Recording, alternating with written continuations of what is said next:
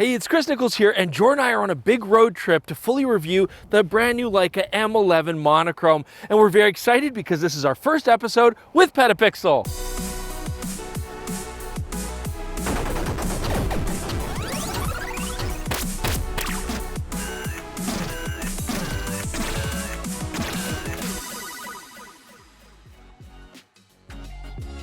Hey Jordan, did you know that KH is as old as I am? Impossible! They've been around since 1979 and they're the place to buy and sell gear. They have 60,000 plus items for sale at up to 40% below retail pricing. They're PetaPixel's preferred pre-owned gear partner. I'm sorry, Chris, could you say that again? I was distracted by how incredibly old you are. Not that old, but he is. Now we're starting out with the lovely train bridge here just in Lethbridge, but we're not just going to do a small road trip through southern Alberta today. We're actually going on an epic voyage down deep into Montana. Jordan's never been there, so we got a long road ahead. Let's get started. Oh, I almost forgot. I mean, this camera is a monochrome after all.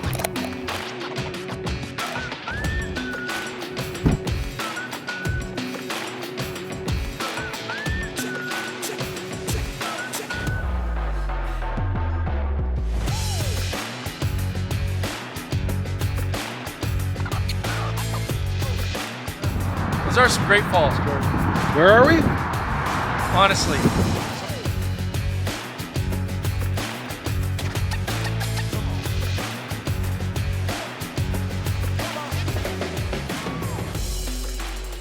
So we've had a long day on the road, we've had a long drive, it went well, and we're now spending the night in the lovely town of Ennis, Montana. Now, I'm an honest camera reviewer. I never lie to you guys at home, but I do occasionally tell lies to Jordan. I told him that this was a photographic mecca. I mean, there's beautiful landscapes around, but the jig was kind of up when he saw the fly fisherman here behind us. Yes, Ennis is a fly fishing mecca, and I plan on doing a little bit of fly. I'm in Montana. You got to fly fish here. Anyways, he's very mad at me. Let's go talk more about the camera in front of a fly shop. That sounds like a great idea. All right, so here we are in front of the Madison River Fishing Company. I actually just met a couple guides down the street. They were super nice, gave me a lot of good advice. Jordan's angry. He doesn't want me to talk about fishing. Here, I'll take a picture you can see. Yeah, he's pissed. Okay, so let's talk about the camera. Okay, so I think the first question is, why monochrome in the first place? This is not anywhere close to Leica's first monochrome camera. And I think first and foremost, you want to choose this aesthetically. You just love black and white. I mean, if I could shoot all the rest of our show exactly like you're seeing it right now and just take black and white photos, I'd be happier than a fly fisherman in Ennis. But the benefit here isn't just aesthetic. You actually do have some differences when you're actually shooting. Now, this isn't just a color sensor that's shooting only black and white. They've actually removed the color filter array. And what this actually does is gives us roughly one stop extra EV of light. That's a big deal. I mean, keep in mind, we argue endlessly about going from an APS-C camera to a full frame to get this benefit, or a cheaper f4 zoom to a more expensive 2.8 zoom to get this benefit. So it's not, unimportant. It's actually a pretty significant advantage. And this is reflected in the fact that the base ISO on the M11 Monochrom is actually 125 rather than 64 ISO on the standard M11 with color array. Now, these changes do have some ramifications to your image quality. So on the Leica M11 Monochrome, first thing you're going to find is you're going to get less noise for a given ISO compared to a similar camera with a color filter. We're going to actually show you that a little bit later on. There's also some changes that you have to worry about with highlights. We'll talk about that too. Now, other stuff here, with Bayer interpolation on a color filter array, you often have a little bit of blurring that occurs, but here we don't have that. So you can maximize the sharpness on this sensor. You get a little bit more detail out of this beautiful 60 megapixel high resolution sensor. The last thing that I want to point out, with color filters, when we're shooting color images and then converting to black and white in post, we do have a lot of freedom to change contrast by particular colors, raise luminance, lower luminance by color band, and that is really useful. Here, because it's a black and white only sensor, we're back to using classic filters. So actually classic color filters, you can see me putting one on here, and that's a really fun, creative way to change our contrast, but definitely it is not nearly as versatile as doing it in post after the fact. Now, you may already know that the Leica M11 is my favorite Leica rangefinder that I've used to date in a digital format, and so I'm happy to see that a lot of the stuff that I like about it is carried over here. We do have the aluminum top plate that makes this camera a little bit lighter. I think the weight is perfect. I do like the fact that although we have this ISO dial, which I hate using, I can absolutely program ISO to be used on the back control dial. That's really easy. I'm one of the people that really likes the fact that there's no removable base plate. I don't have to worry about losing it. The battery is very easy to access, as well as the SD card port. And although this USB-C port on the bottom is in a really inconvenient place, you can't plug a cable in there and put the camera down like you would naturally want to, I do like that I can charge it through USB. It's very convenient. But some of the things that are changed now with the monochrome version, I like that there's no Leica red dot on the front. A lot of people would tape that up anyways, but it keeps things very discreet. And from a practical standpoint as well, one of the biggest changes, the M11 had 64 gigs of built-in memory, which was a nice handy backup in case you forgot a card or just ran out of space. This has 256 gigs of storage. Me being old-fashioned, I probably still just want to stick to SD cards. It's easy to download them, for example, when I get home, but that 256 gigs of internal storage means that you could absolutely never put an SD card in this very happily and still get a lot of shots. So we've had a long day. Jordan's grumpy. We're going to turn in early. I got a lot of fishing to do.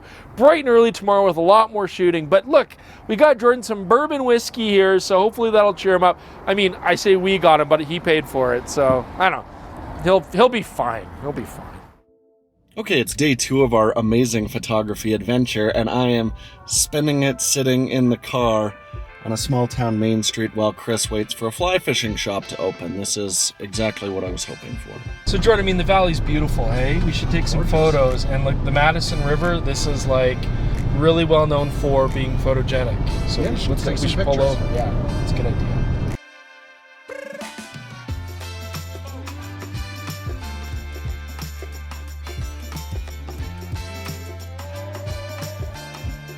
Okay, so I guess I'm out here for a while Chris is fishing. I do have to, respect him for his passion for his hobbies. Some might say selfishness, but anyways, at least this gives me an opportunity to take some photos on the M11 Monochrome. Might be fun.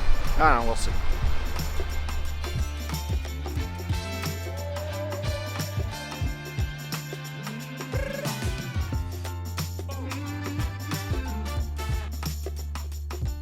So as you can see, I don't have a fishing rod in my hand anymore. I have a Leica M11 Monochrom, and that's because I think I've pushed Jordan to his limit for the amount of fishing he's going to tolerate today. So, I don't know, let's talk about the camera again.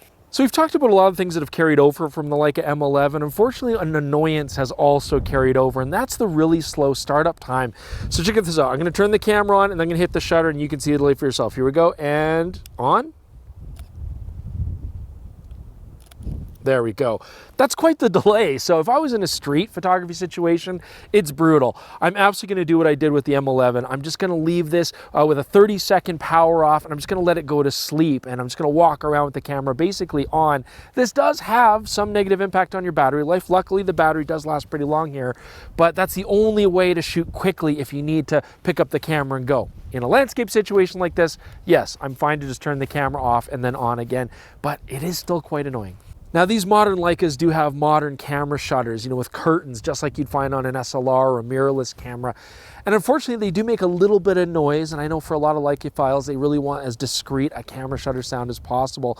You do have the option to put this to electronic shutter mode, of course, then it's going to be completely silent, but you want to be nice and stationary because if the camera's moving or if there's a subject moving through the frame, unfortunately, the slower readout of the sensor is going to give you weird diagonals because of rolling shutter.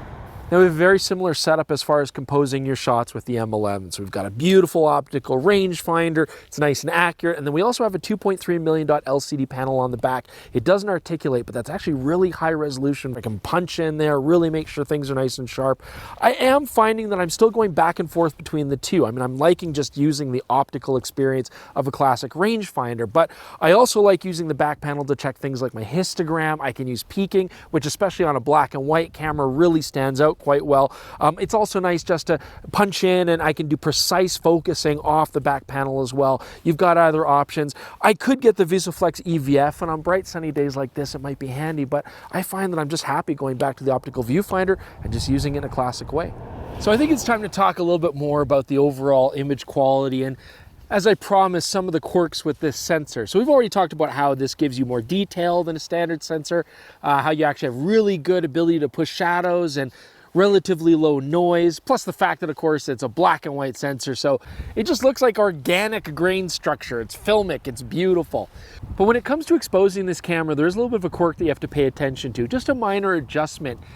You know, if you're shooting regular scenes with not too much contrast, honestly, the meter's doing a great job. But if you're shooting a scene where you got a lot of bright white snow like this and dark shadows, you know, where you're really going to push the camera's DR, the only thing you want to make sure of is to protect your highlights. You actually want to underexpose more than you might normally do with a color sensor. And that's just because those highlights are prone to going completely white very quickly. So I am finding in most situations the camera meter is doing a great job, but in a lot of high contrast situations, I'm just applying a bit of underexposure, third of a stop, 2/3 of a stop, just to make sure that I don't blow out those highlights. And again, because of the way that this sensor can handle shadows, you can easily bring up those dark tones with minimal issues. So we also want to do a bit of an experiment just to show you the benefits of the Leica M11 Monochrom sensor at shooting high ISO. You know, what are those noise levels going to be like? So we're comparing it to the Sony a7R5, which basically has the same sensor, but with the color filter array intact. We shot both of these at a very high ISO, and then we converted the Sony file to black and white. And when you look at the files here up close, you can see that the Leica M11 Monochrome, other than the fact that there are, you know, differences in just the overall rendering of the image, actually has about a stop better quality when it comes to the noise levels and the shadows.